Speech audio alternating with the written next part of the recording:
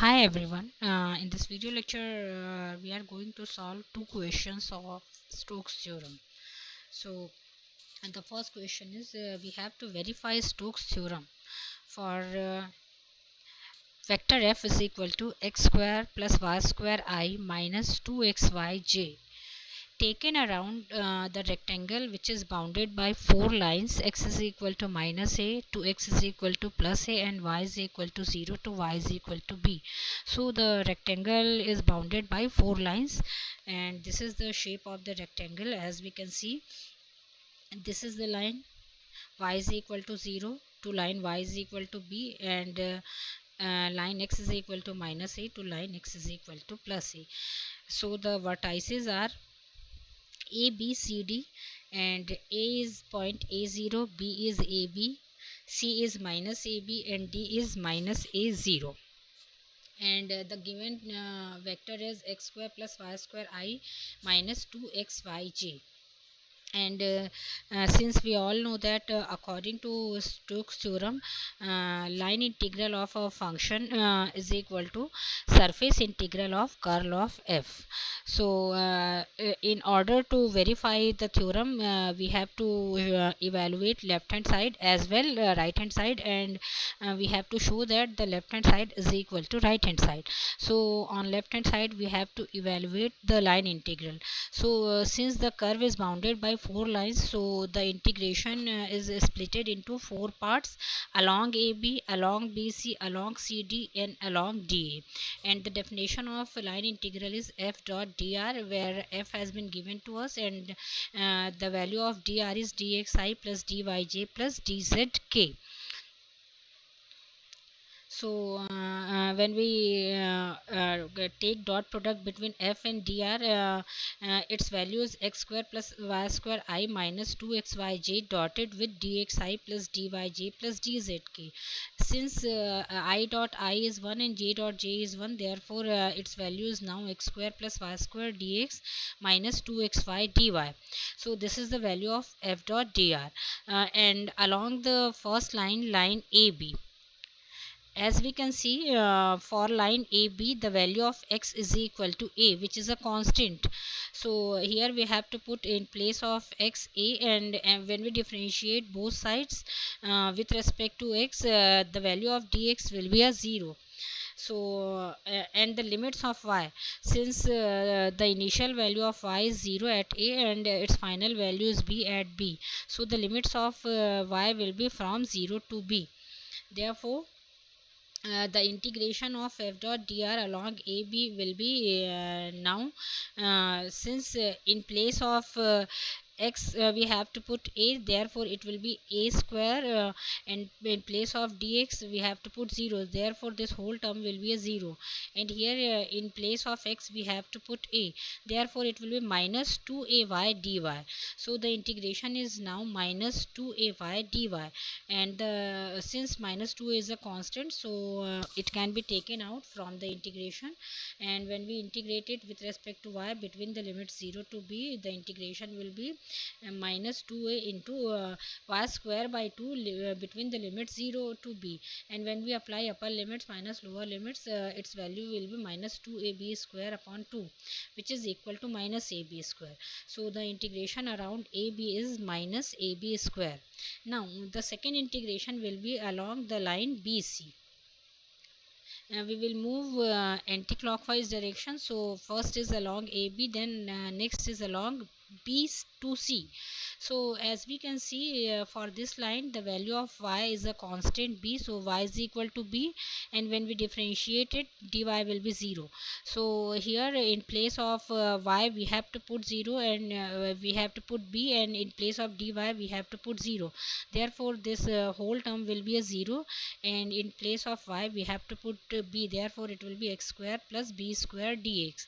And since we are integrating with respect to x, therefore the limits of x will be from b to c, it will be from a to minus a.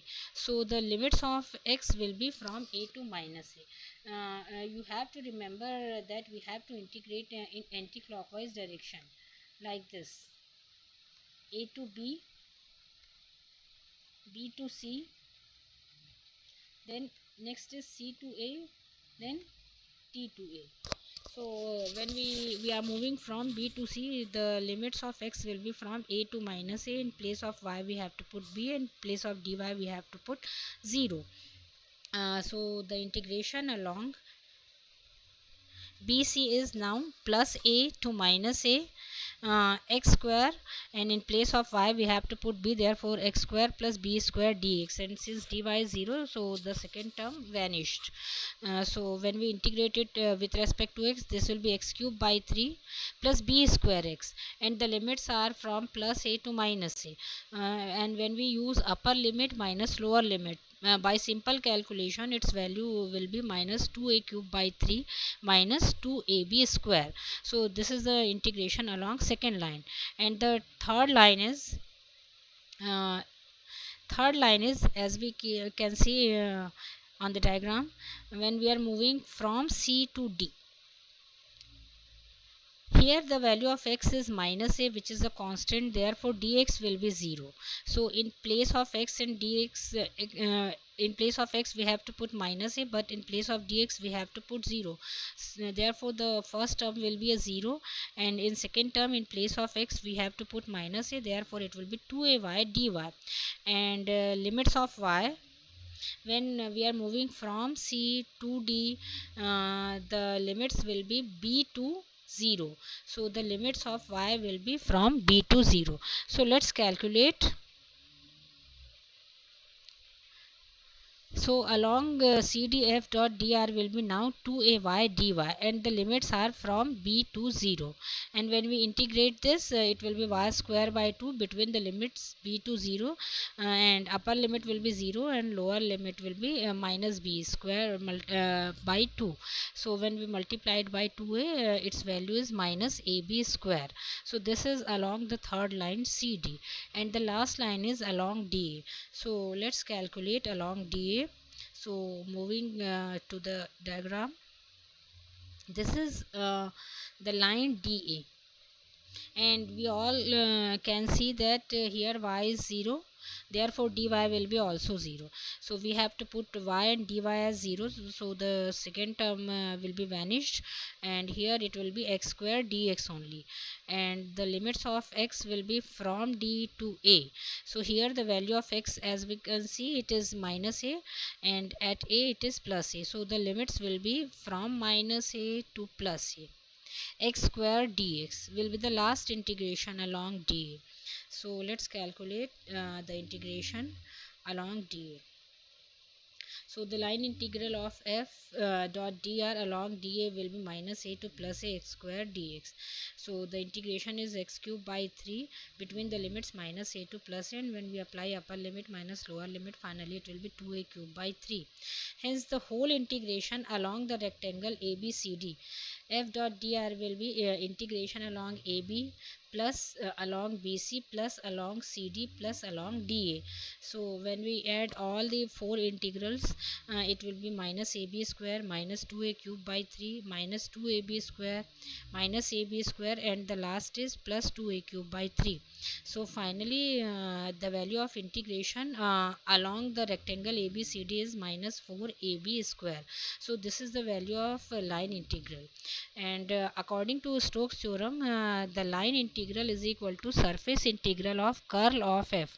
So to calculate the right hand side, we first have to find out curl of f, and formula to find curl of f is it is a determinant whose first row is I, j, k, second row is del by del x, del by del y, and del by del z, and the third row is f1, f2, f3. So our function is x square plus y square I minus 2xy j, and there's no k, so we can imagine it as 0 k. So the value of f1 is x square plus y square, the value of f2 is minus 2xy, and the value of f3 is 0. And when we calculate the determinant of 3 cross 3, its value by simple calculation, it will be minus 4yk. Now to calculate the surface integral of curl f dot n cap ds, since the value of function is x square plus y square I minus 2xyj, therefore we can imagine that it is on xy plane, and the rectangle is also, as we can see, the rectangle is on xy plane, since all the vertex are on xy plane. Therefore this plane is xy plane. Therefore the n cap, which is normal to the surface, so normal to the surface xy is k cap. So in place of n cap we have to take k cap. We know that for xy plane its normal is along z direction, so direction of z is denoted by k cap. So in place of n cap we have to put k cap. So the value of curl f is minus 4y k dot with k cap, and for in place of ds for xy plane we have to use ds is equal to dx into dy. And we know that k dot k is 1, therefore the integration has been changed as minus 4y dx dy. And since it's surface integral, so it's a kind of double integration, so we have to evaluate limits of x and limits of y. So moving forward to the diagram for limits of x and limits of y, let's check the diagram for the limits. So if you make a strip which is parallel to y axis, if we have to integrate y with respect to first, if we have to use integration with respect to y first, then we have to make a strip which is parallel to axis of y. So this will be the lower limit of y and this will be the upper limit of y. So limits of y will be from y is equal to 0 to y is equal to p, and the limits of x will be from d to a. So here the value of x is minus a and here it is plus a. So the limits of x will be from minus a to plus a, whereas the limits of y will be from 0 to b. So y has limits, we can see 0 to b, and x has limit minus a to plus a. So using constant limits for both the integration, and you have to remember that whenever limits are constants, if all the limits are constants, then we can integrate it in any order. So wait a minute.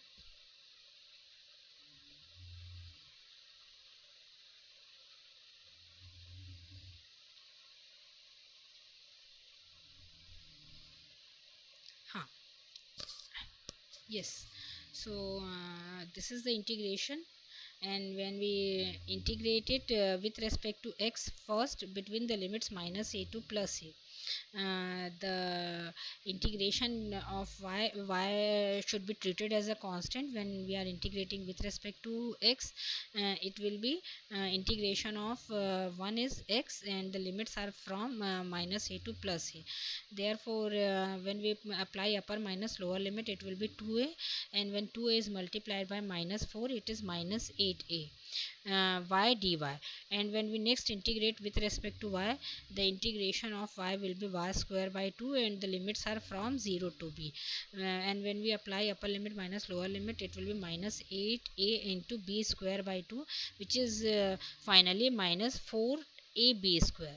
Therefore this is our right hand side, and the left hand side was also minus 4 ab square. Therefore we have shown that the left hand side is equal to right hand side.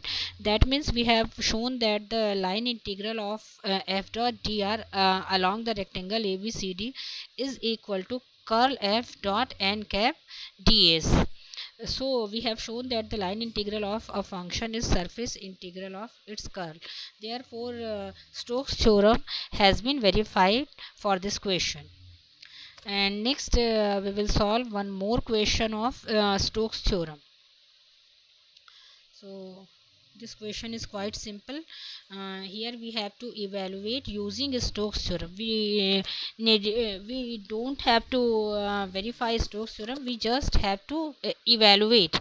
So if we have to evaluate any integration using Stokes theorem, then we have to calculate only right hand side. No need to prove that left hand side is equal to right hand side. So evaluate by using Stokes theorem integration of yz dx plus zx dy plus xy dz, where c is the curve, uh, x square plus y square is equal to 1 and z is equal to y square. So we know that by Stokes theorem says that line integral of the function